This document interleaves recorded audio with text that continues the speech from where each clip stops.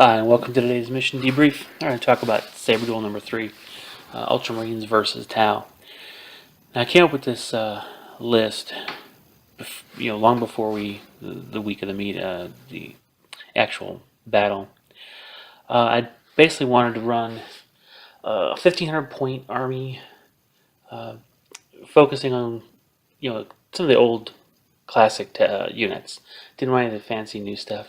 Didn't even want to run a Riptide or anything like that. Trying to almost go back to my roots. First units I bought were Fire Warriors and Hammerheads. So, however, I do like my flying circus. So I wanted to bring the flyers and a small other force, and again using the kind of the patient hunter approach.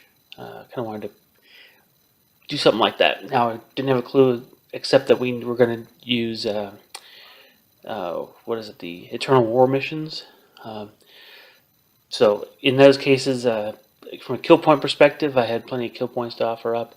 From objective securing perspective, I had basically 6 units that, well, actually 8. The 2 drone flyers can hover and take objectives. So I had 8 that could take objectives, not counting the void shield generator. And because it's a CAD, that was 3 units that had objectives secured. Devilfish and both Fire Warrior squads. So it was an okay list for those. Didn't count on the Relic. That list, this is really a bad list for that, because I only have 3 units that could actually do anything with the Relic. The 2 Fire Warriors squads and the Commander.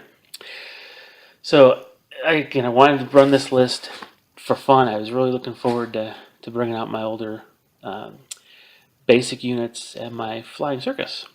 So that's the story behind the way I built my list. Now my opponent, I told him we were going to do 1,500 points and I wasn't going to do Riptide or anything like that. I did tell him it was going to be Tau. So he kind of started putting together his list. I don't know if he had it completed by the time the Saturday got here, but I had my entire list out on the side table as he was finished putting his together. Now, not entirely, again, we didn't know it was Relic yet. So he did include a flyer and some anti-aircraft, which is plenty. I mean, that should have been able to do a lot. The Paladin as well should have been able to help out. But he tends to like running Terminators, which are fine. They're kind of expensive though. So when you're running against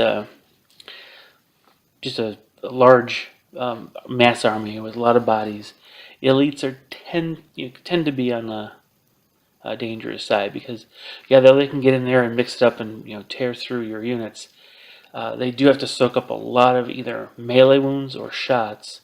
So even with 2-up armor, it's kind of you could run into some problems. But all in all, this list kind of scared me, because I know I had 5 flyers, but 4 of them only have 2 hull points. The 2 Barracudas only have 2 hull points, and the Remora drones only have 2 hull points. Now, the Barracudas have a lot of good firepower, but even with the bonus to jinking, I still would be jinking and snap shooting. So that's really just even the threat of a stalker with the possibility of engaging both Barracudas. I have to jink, because I cannot risk with 3 shots each of getting shot out of the air. It's too dangerous. So there was some real potential for hurting me here. Now with his Knight, I had absolutely nothing really that could take that on the ground. Granted, the Hammerheads could start plucking away, but it requires 6 hull points to take down, and unless I got really lucky and got explode results with some high D3s, that is going to get into close combat with my tanks and just tear them up. So very, very scary. I faced these things before, and I don't usually do well. So looking at this, I was a little bit worried. Now, fortunately, my opponent deployed first. Now, I was thinking about it, and I wanted to come in second at first when I was first thinking about it, because then I would have, hopefully, a large number of flyers to overwhelm his anti-aircraft attacks. But it also bought me some time to hopefully shoot the stalker out of the off the table. And of course, by him going first or deploying first, what have you, I could respond to his deployment to try to keep my vehicles and my units as safe as possible. At least that was the plan. So as you see, I kind of huddled around the void shield generator, which was as far away from him as I could get it. I wanted to make sure there was enough room for me to maneuver tanks around to get different shots down the field. So I did have a little bit more. I didn't put it right in the corner. I gave myself a little bit extra room. But then again, knowing that he had 2 deep striking units coming in, I had to make sure he didn't get right into the mix. So I had to kind of spread my infantry out to take up as much space on the table as possible, so he could not place his Space Marine Terminators anywhere within that void shield generator space. Now, looking at what you see here, this was going to be turn 1. So the Devilfish to the left. I had at that point huddled in just inside the shield generator wall, waiting for the firing to get done. My intent was on my first turn, after he had moved and I knew what he was going to do, then I would disembark the infantry and fill in the rest of that space. If I did it now, there was too much of a risk that I couldn't fit everything the way I wanted to. And this would give me the chance to move it out real easy and respond to block his deep strikers on turn 2. So when I actually was able to steal initiative, I was completely surprised and glad I could do it. Because I needed to slow him down. I needed to get rid of that knight, but more importantly, because my army relied most heavily on the flyers as opposed to the ground troops, I had to take that stalker out. So I made sure that I lined up my shots to go after a stalker, and I took those shots. Now, usually with the railguns, I'll usually roll 1s and 2s. I don't have good luck normally with them. On this particular match, I did do well. I was able to stun him, which was great. Snap shooting a stalker is almost as good as destroying it. So I was pleased. Now, my second turn got here. He had moved up and actually bunched himself up in the middle, but he did steal the relic. He had control of it. And there was absolutely no way I could really stop that. I didn't intend to it. At first, my plan was to protect my heavy assets by taking out his knight and his stalker, but the stalker was the priority at first. Once I did that, then I could just try to deprive him of the relic by basically shooting whatever it was holding it. Again, only having 2 units that could hold the objective. I wasn't really thinking about my commander being able to do it because the commander has 2 drones. That unit was too fragile, so I basically had 2 units that could take the relic. So chances of me actually getting the relic were really, really low. My best chance was to score secondary objectives and prevent him from holding the relic.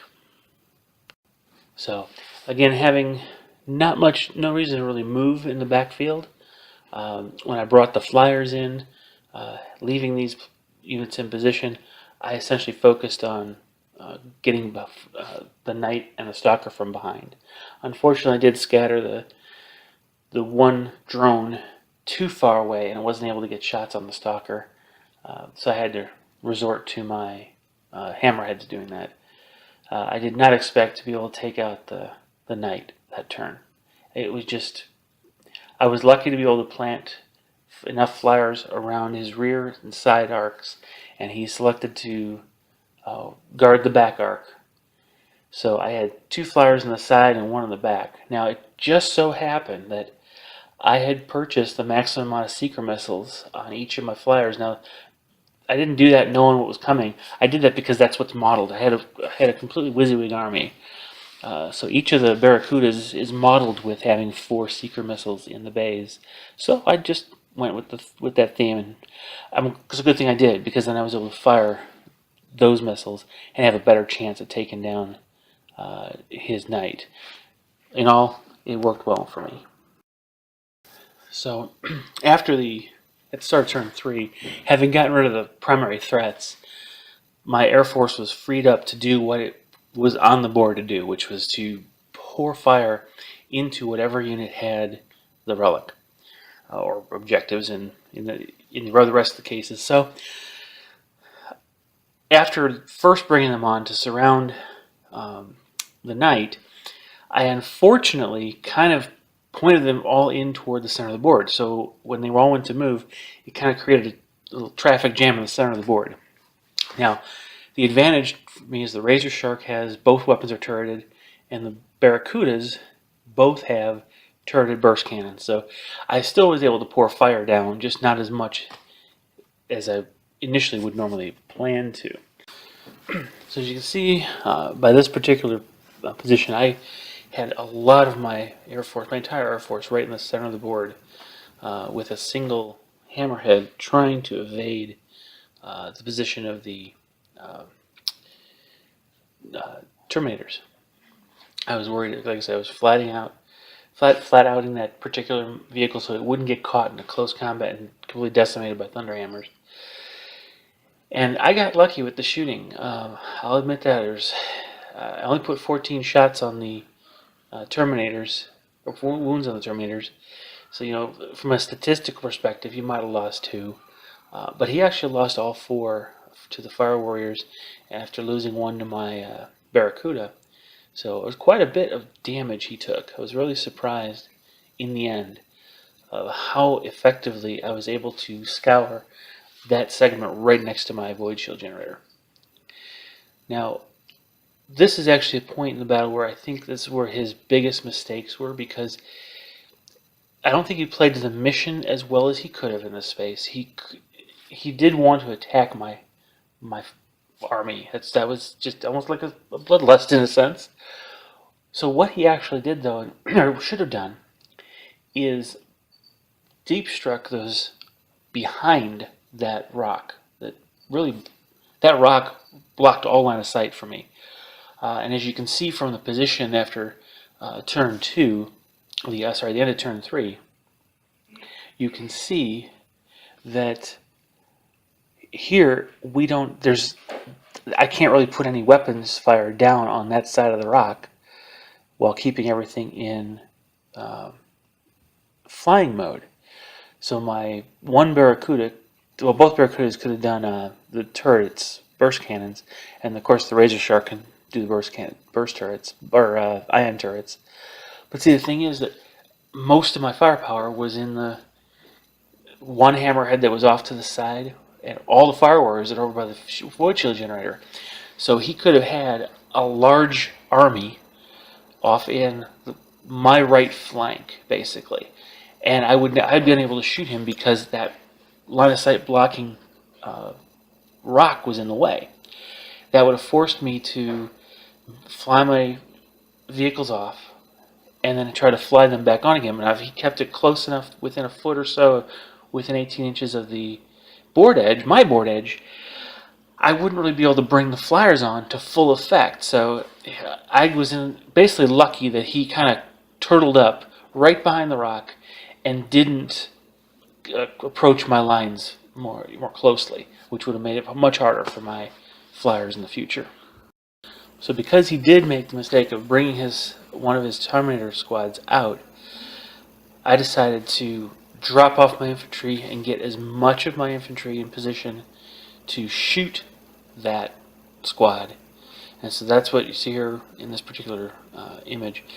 The burst cannon and the drones and the Fire Warriors, all of them just unloaded. Now I was only able to take out 1, but still, that was something to hurt him.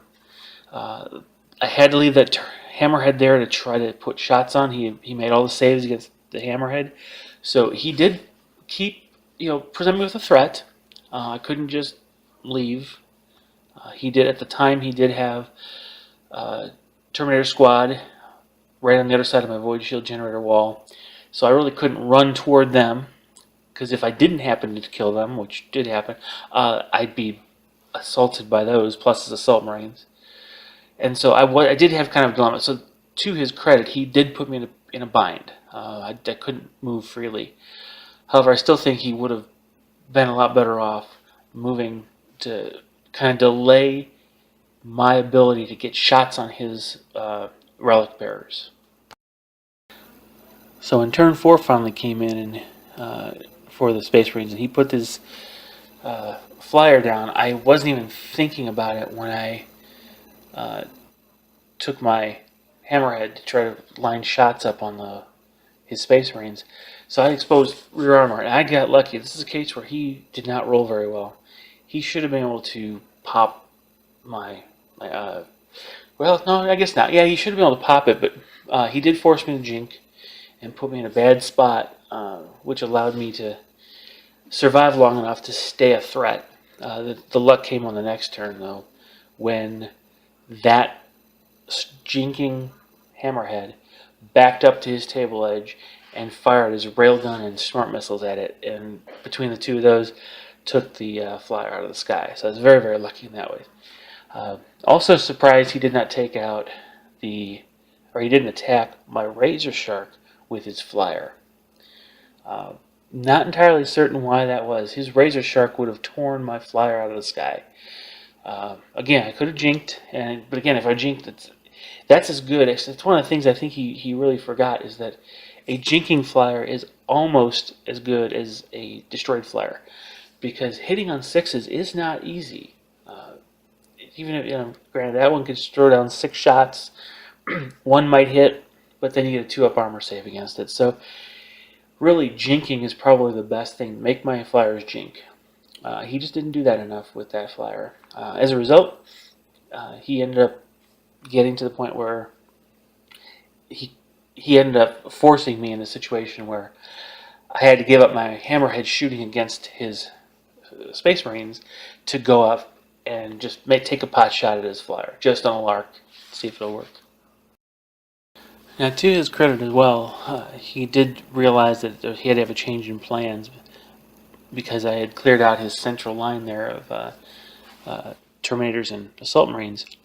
He immediately started sending his Terminators that deep struck on my left side of the board.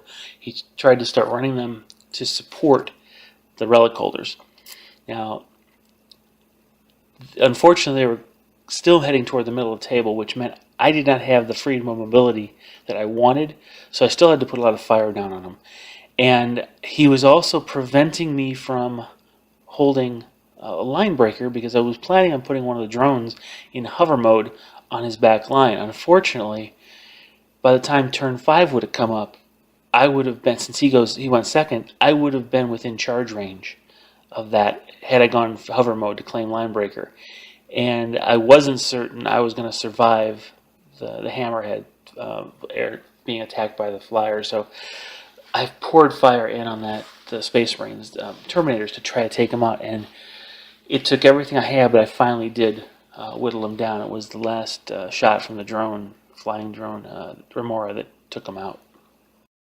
And so with those Terminators destroyed and the Storm Talon down, he turtled up completely, and actually did the smart thing by putting handing the relic off to one of his Terminators. Unfortunately, he left, instead of going for line breaker with one of his assault squads, he left them all huddled together. And I'm not entirely certain why he did that, but that allowed me to put a template on him, a blast template that had an AP3 shot that took out those Assault Marines. Made my life easier. Now, at this point, at the end of turn 5, he had the relic, and I had First Blood, Slay the Warlord, and Linebreaker. So it was a draw if it ended. Now, had he moved those Assault Marines forward and run them, actually, he probably wouldn't even had to have run them. Just instead of putting them by the Terminators and the relic, he just run them toward my table edge. He would have had Linebreaker, and so the score would have been 4-3 in his favor. So it was that close on turn 5. However, I was able to come in on turn 5 and launch my strikes with the rest of my Air Force. Everything came at us again, circling my Razor Shark around, just minimum 18-inch moves, kept the guns pointed at those Space Marines, brought these flyers on, and just lit them up as much as possible. You can see in the back there's a drone. The heavy drone is actually, or the Remora drone, is in hover mode, taking line breaker. It turns out since I did shoot down the flyer, my hammerhead was surviving, and it was going to take line breaker as well. So I had line breaker definitely secured. It was just a matter at this point of taking the fire warriors out of that devilfish that was moving up and lay him in the line so I could shoot up his Space Marines. And it was just a case of overwhelming firepower. What I think would have worked better for him would be to split his units up. His Terminators should have really, actually his Space Marine, Assault Marines would have done a good job. He immediately once he picked up that, he ran them back 5 inches.